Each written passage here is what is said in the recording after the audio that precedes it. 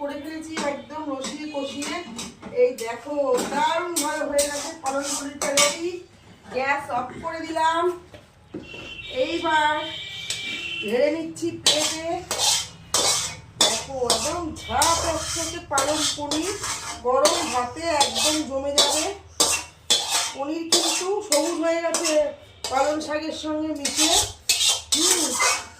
তা ঠিক আছে, পালং পনির তো রেডি হয়ে গেল। এবার কি করবো আমি, এইবার আমি ওপর দিয়ে একটু পনিরটাকে একটু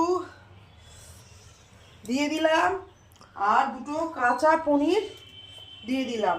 আপনারা ইচ্ছা করলে পনিরটা না ভেজেও রান্না করতে পারেন।